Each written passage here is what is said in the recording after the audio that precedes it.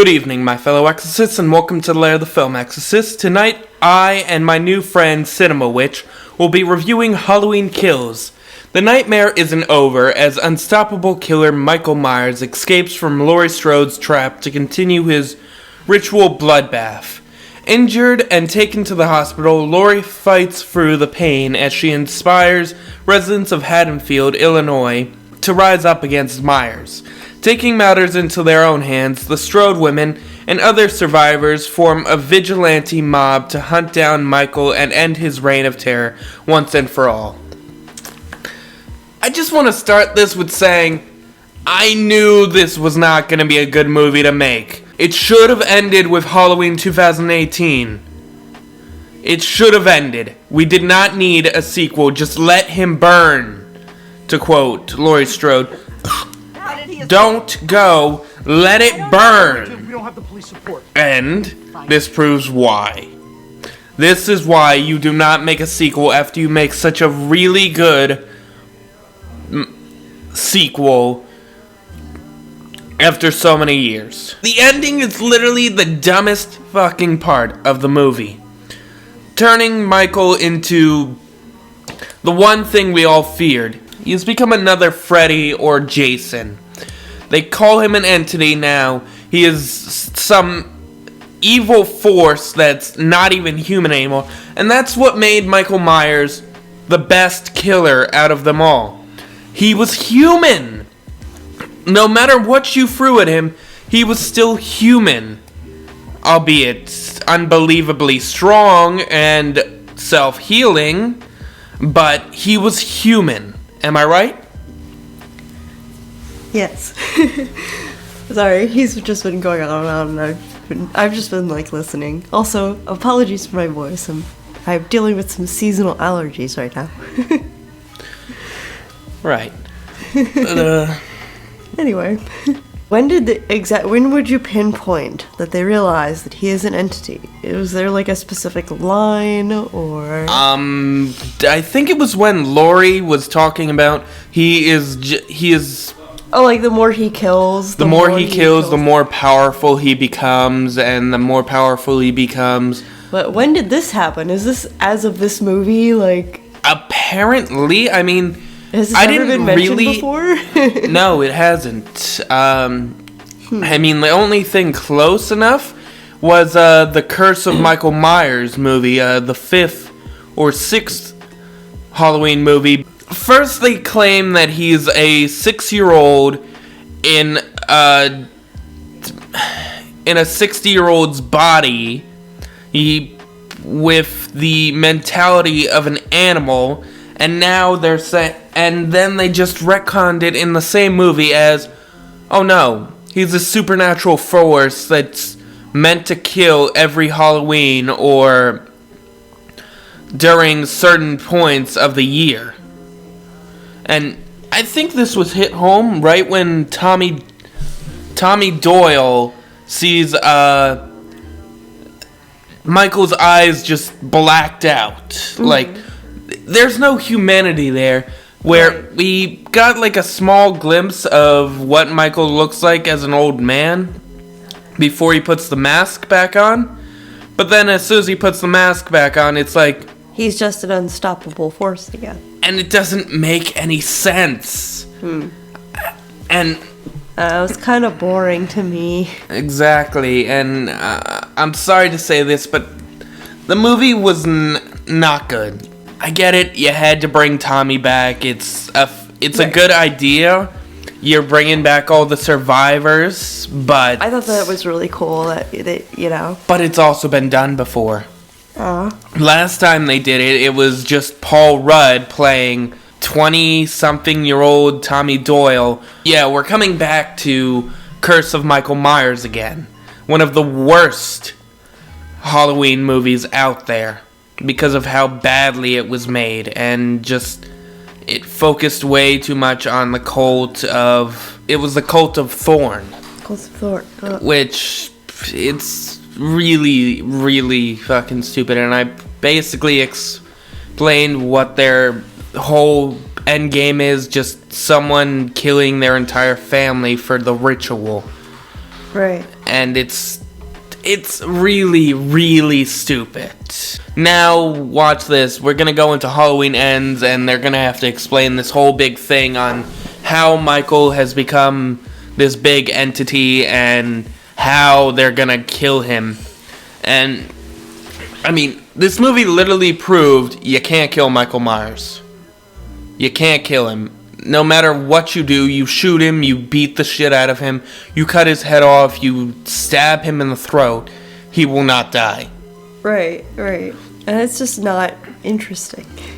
But again, the characters in this movie were decent. I mean, my favorite character or characters was the gay couple. Big John and Little John. Yeah, we didn't even talk about the gay couple yet. We haven't talked about the gay couple yet. And I do like the dynamic between them. Like, I really like them, yeah. There was this moment in the movie where they realize Michael Myers is in the house. One grabs a knife, says, "I've got this knife." The other one, which it's a cheese knife, because they were eating cheese before he got into the house. They then, the other one grabs a kitchen knife and says, "I have this knife." And I'm just thinking, this is like the wedding vows where I've got this ring, and I've got this ring. And I gotta say, it is really sad seeing these two die. There was also a little Easter egg to the third movie. To the third movie, Season of the Witch, where the little kids, one of them we don't get to see get killed, but we know they're dead. You see their masks placed on the nurse, the doctor, and then Marion from the first and second movie. And it's a gruesome way to show it on the playground, but it's well done. It was a well done reference to one of some people's least favorite movies, but also one of the most artistic Halloween movies in the series. It's definitely one of my favorites. I also found it kind of creative how the Haddonfield Fire Department gets slaughtered, mostly with a pickaxe and a buzzsaw. And Yeah. it's just... That's pretty gruesome. You don't want to go to work in Haddonfield if you're a firefighter, because now you see just holy shit.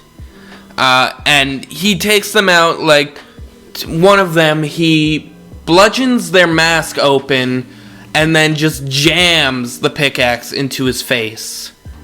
And that's the one that tried to save him at first. The other one gets dragged down, we don't see what happens to him, and then buzzsaw one of them, and then just you stop on the face of another one who just got killed with the pickaxe again to the face. It's gruesome. Also, there were some unneeded deaths, which you tried to go by the idea of Michael was going in a line to his house from the compound, so the old man and his wife were the first house near the compound. Yeah, I remember when I was watching the movie, I was like, why? And you said, like, because they're just in the way. Again, I didn't like Tommy. Lindsay didn't really do much. I mean, she bashed his head in with a sack full of bricks, and that's about it. Then we don't see her for the rest of the movie. She escapes, she goes to the hospital, and then we don't see her for the rest of the movie. Marion felt very fucking useless in this movie, which kind of makes sense because she was very useless in the first one, letting Michael out and letting him escape with the car. Okay, dumbest kill.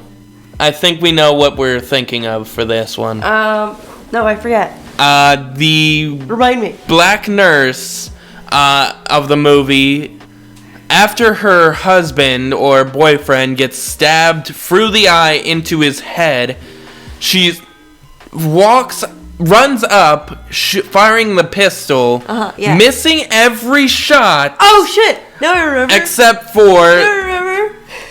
for the headlight. And then she Michael smacks in the face with the door. Michael kicks the door. She kicks it the door. slams her in the face, and she shoots herself in the freaking face. And just like, I was just like, did what? that have to be in this movie? I was just like, that was stupid. What was the point? It was like bang, bang, bang, bang, and it was like smack, and then she like shoots herself in the face. When like, did Halloween turn into a horror comedy? like you shoot yourself in the eye, kid? Yeah, just no, that doesn't belong here. I mean, you basically also made the main final girl of the franchise useless in this movie.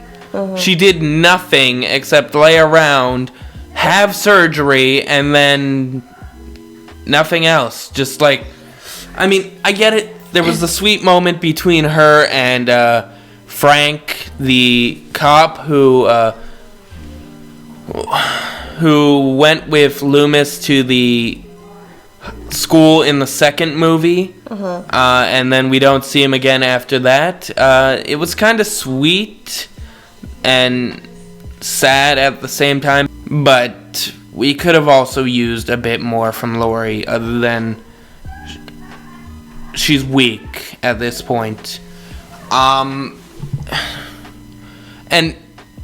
I'm very confused about the flashback with Hawkins and his partner finding Michael in the house. I mean, when did this take place? Oh yeah, we were talking about that too. Like you said it took place between the first and second Halloween movies. Like how? Either that or the second and the 2018, which again doesn't make sense because Michael was burned in the hospital. Loomis blew up in the hospital or was badly burned. And how does Michael end up at the house?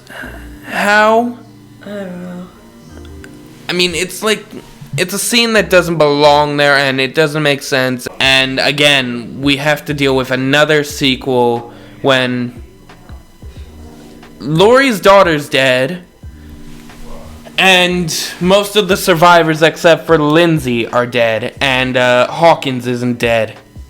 The ending's confusing. John Green, just put this franchise out of its misery in the next movie.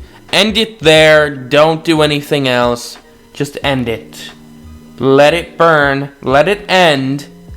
Because this movie, personally, is a C. Honestly, I feel like that's a good way to end it. This just... Yeah. It's not good. Like you said,